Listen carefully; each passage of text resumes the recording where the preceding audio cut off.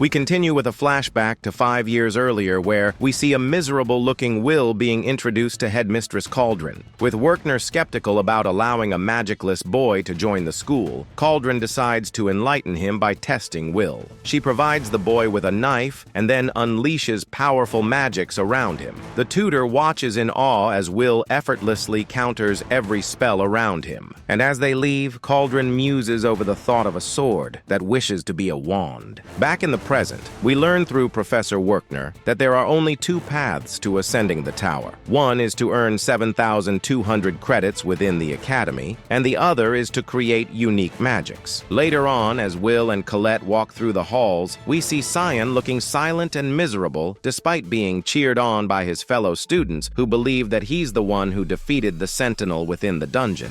Elsewhere, we find Edward in a heated conversation with the headmistress. Upon learning that Will was able to defeat the Sentinel without magic, the professor cannot abide his presence in the academy. Cauldron nonchalantly offers a proposal. She gives Edward the authority to test Will in any way he sees fit and to promote or expel the young man based on the outcome. And as Will and Colette playfully study, they're interrupted by Professor Edward, who summons the young man to the spell hall. Within the hall, Will is informed that he'll be tested.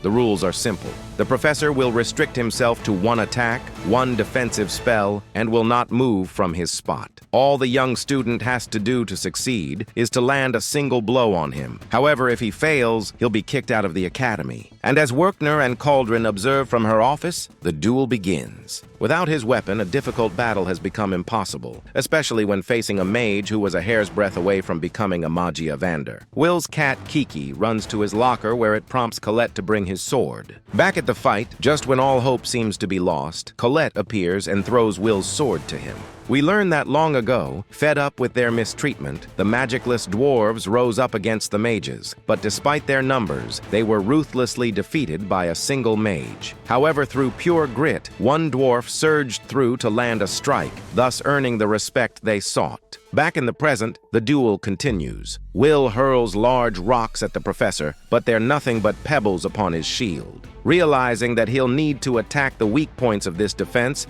the young man leaps up towards the ceiling and fearlessly dives downwards with full force, smashing Edward's shield. And with no time to spare, the student swings his sword at his professor. The sword cuts the mage, and as Professor Edward walks out of the hall, he awards the young man 5 credits. Colette rushes to comfort her friend, and as the episode draws to an end, we see Will's roommate, the supremely talented artificer, Rosti Naumann, waiting for his friend to return home.